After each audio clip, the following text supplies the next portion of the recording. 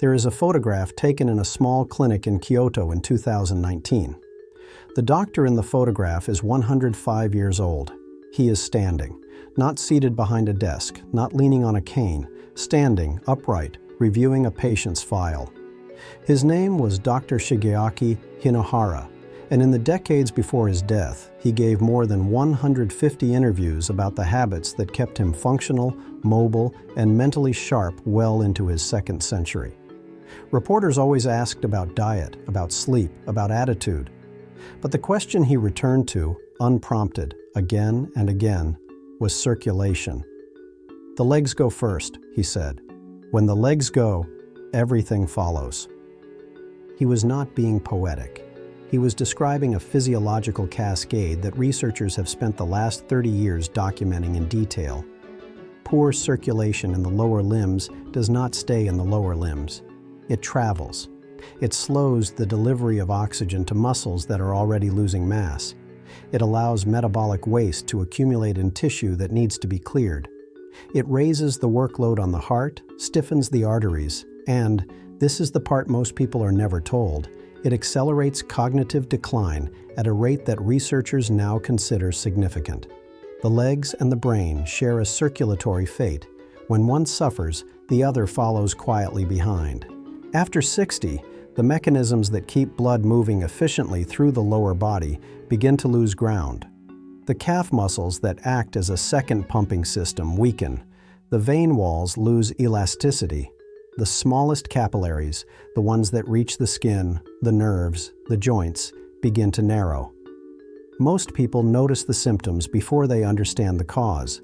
Cold feet, aching legs after short walks, the swelling that appears by evening and is gone by morning.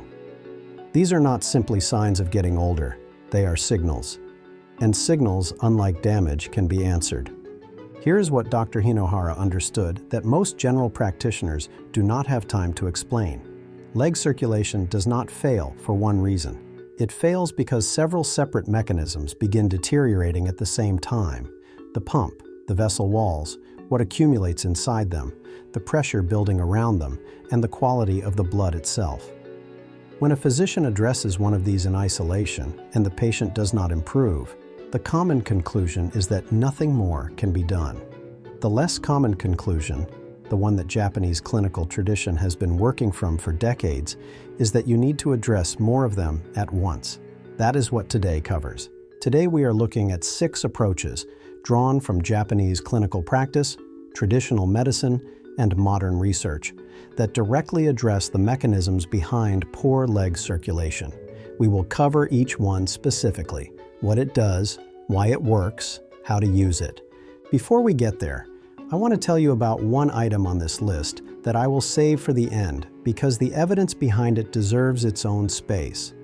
A controlled clinical trial involving adults with documented circulatory disease in their legs measured not just blood flow markers, but something far more practical: how far participants could walk before the pain became too much to continue.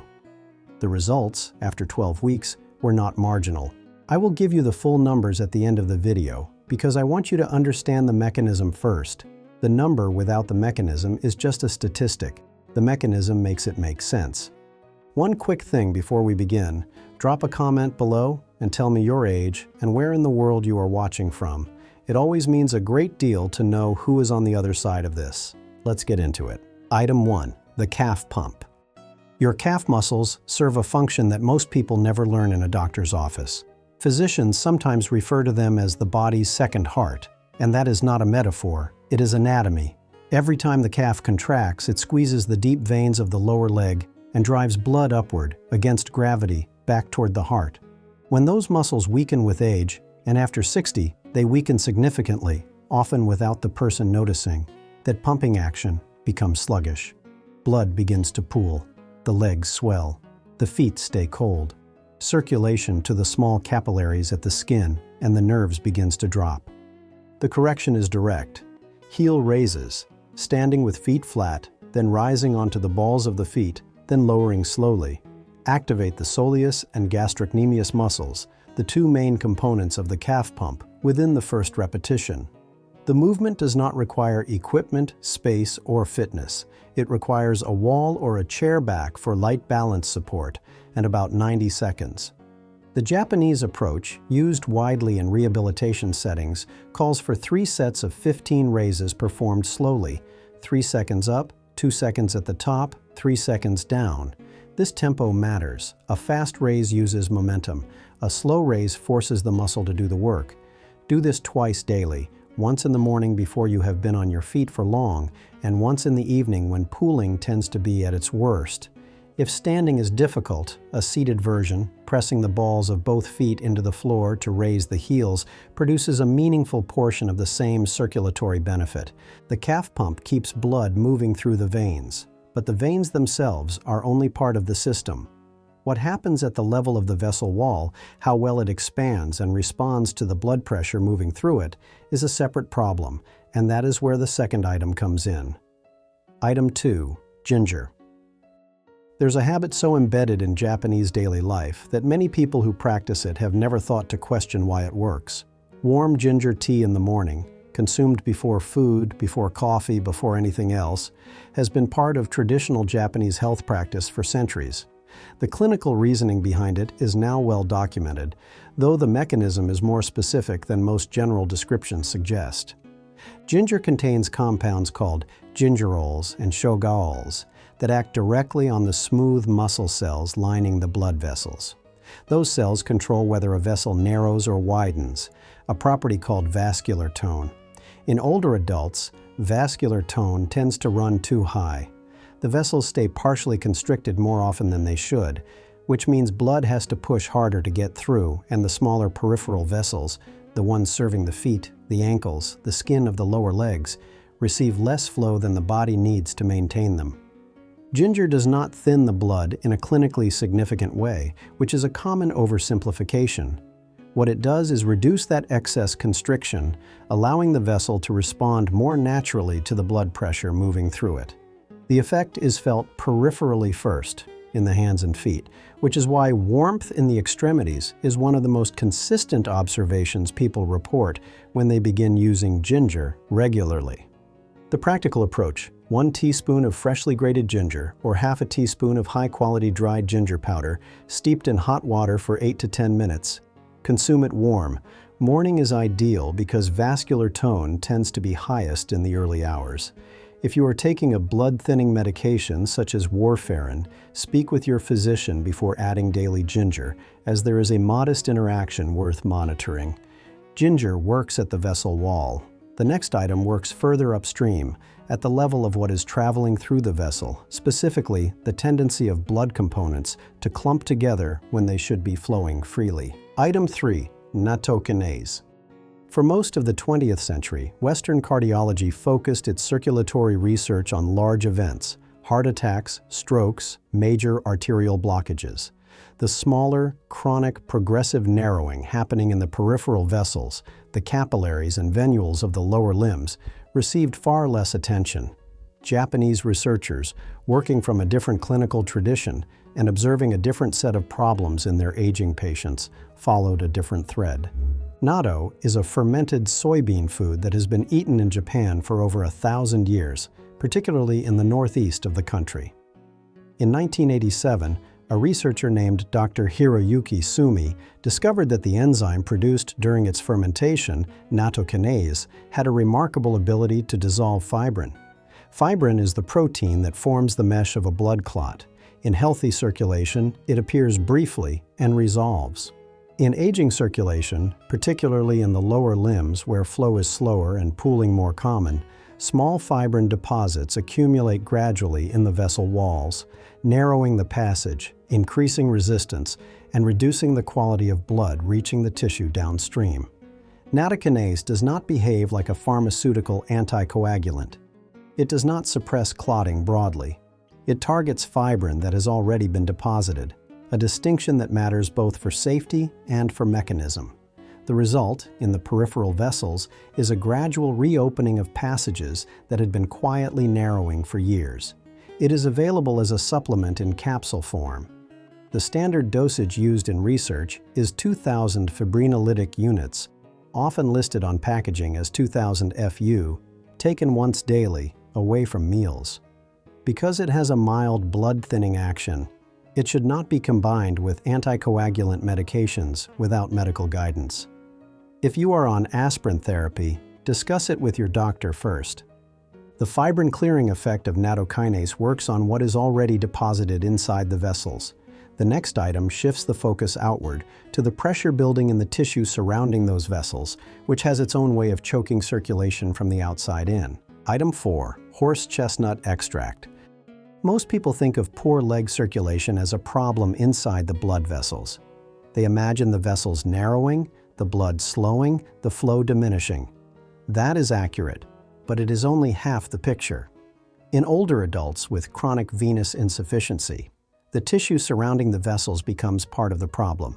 Fluid leaks out of capillary walls that have lost their structural integrity, accumulates in the surrounding tissue, and creates a pressure that compresses the very vessels it leaked from. The swelling you see in the ankles by evening is not separate from poor circulation. It is both a symptom of it and a cause of more of it. Horse chestnut seed extract contains a compound called essin, pronounced E-E-sin, which repairs and reinforces the capillary wall itself. It works by inhibiting enzymes that break down the proteins responsible for keeping the capillary wall tight. When those proteins are preserved, fluid stays where it belongs. The pooling decreases, the external pressure on the vessels drops, and blood flow through the lower limb improves from the outside in rather than the inside out. Japanese vascular physicians have observed this effect reliably enough that horse chestnut extract is commonly recommended as a first-line, non-pharmaceutical approach to venous insufficiency in older patients before compression therapy is considered. The typical dosage is 300 milligrams of standardized extract, standardized to contain 50 milligrams of essin, taken twice daily with food. It should not be taken by anyone with liver or kidney disease without medical supervision, and it is not appropriate during pregnancy. For the majority of healthy adults over 60 experiencing leg swelling and poor peripheral circulation, it is one of the more well-tolerated options available. Horse chestnut addresses the fluid pressure strangling circulation from the outside. But fluid and vessel tone are not the only variables. The speed and quality of blood flow through the smaller vessels also depends on something the body manufactures internally, and after 60, production of that compound falls sharply. Item 5. Dietary nitrates and the nitric oxide pathway. After 60, many people find that their feet stay cold even in warm rooms, and that their legs feel heavy on days when they have done almost nothing to tire them. These are not random complaints. They are the most consistent symptoms of a vessel that has lost its ability to open on demand, a capacity controlled almost entirely by a single molecule the body produces less of as it ages. That molecule is nitric oxide. And the reason this matters practically, not just clinically, is that you can restore it entirely through what you eat. The lining of every blood vessel contains a thin layer of cells, the endothelium, whose primary job is to produce nitric oxide on demand, signaling the vessel's smooth muscle to relax and widen. When that production is robust, vessels stay responsive. When it drops, as it does progressively after 60, vessels become stiffer and less able to dilate, and the smallest peripheral vessels, the ones serving the feet and the skin of the lower legs, are the first to feel it. The mechanism by which dietary nitrates restore this is logical enough to follow without a study to support it. Certain vegetables, particularly beetroot, dark leafy greens such as spinach and rocket, and celery, contain high concentrations of inorganic nitrate. When you consume them, bacteria on the tongue convert that nitrate to nitrite. The body then converts nitrite into nitric oxide. The pathway bypasses the endothelium's declining production capacity entirely and delivers the end product through a different route. The practical implication is not complicated. A small glass of beetroot juice, roughly 250 milliliters, consumed daily provides enough dietary nitrate to measurably support nitric oxide availability in the peripheral vessels. For those who prefer whole food sources, a large handful of fresh spinach, rocket, or a few stalks of celery eaten raw achieves a similar effect. Cooking reduces the nitrate content significantly, so raw preparation is preferable when circulation is the goal. One note worth making: if you take medication for erectile dysfunction, sildenafil, tadalafil, speak with your physician before significantly increasing dietary nitrate intake, as the combination can produce an exaggerated drop in blood pressure. Nitric oxide relaxes the vessel from within by acting on smooth muscle. The final item we will look at before the payoff works through a related but distinct mechanism. It does not relax the muscle cell. It changes the quality of the blood itself in a way that allows it to move more freely through vessels that are already open, reaching tissue that circulation has been quietly failing to serve. Item 6. Omega-3 fatty acids. Blood is not simply a liquid that flows through pipes. Its viscosity, its thickness and tendency to resist movement changes based on what it contains. In older adults consuming typical Western diets, elevated levels of certain blood fats cause red blood cells to become less deformable. They lose the ability to change shape as they squeeze through the narrowest capillaries, the ones with a diameter barely wider than the cells themselves. Those capillaries effectively become blocked, not by a clot, not by plaque, but by blood that has simply become too rigid to navigate them. Omega-3 fatty acids, particularly EPA and DHA found in cold water oily fish, restore that deformability at the level of the cell membrane. They incorporate into the membrane itself and increase its fluidity. The red blood cell becomes more pliable, passes through narrow capillaries more easily, and delivers oxygen to tissue in the feet, the skin of the lower legs, and the peripheral nerves that had been running short.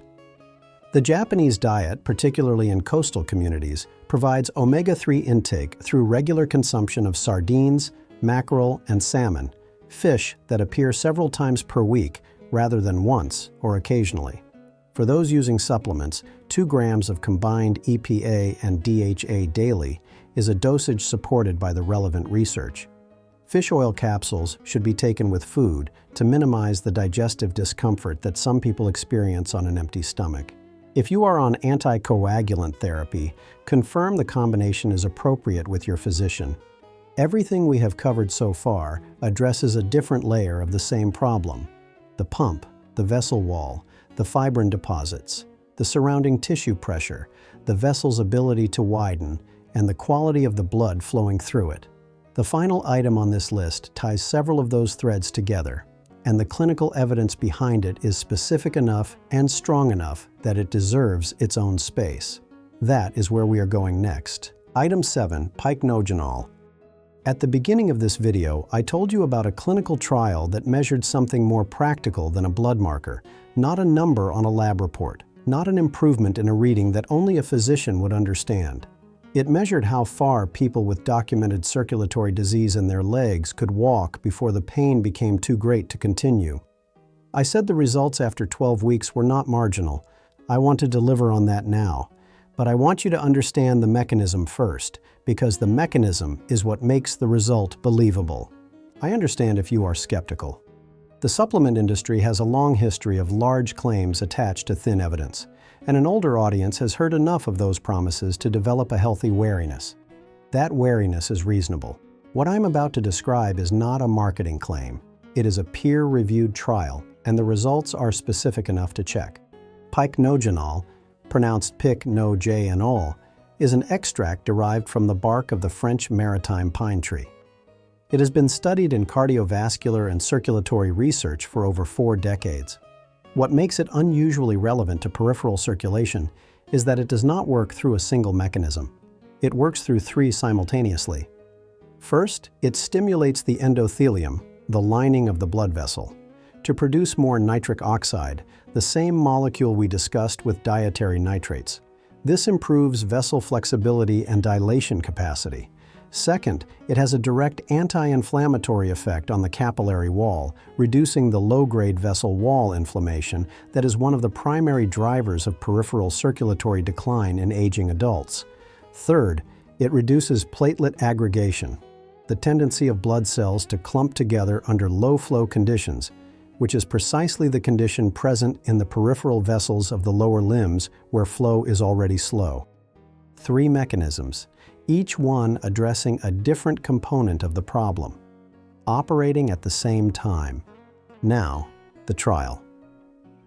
Researchers recruited 84 adults diagnosed with peripheral artery disease, a condition in which plaque and circulatory decline have measurably reduced blood flow to the legs. All participants experienced claudication, pain in the legs during walking that forces them to stop. At baseline, the average participant could walk 180 meters before the pain became too severe to continue.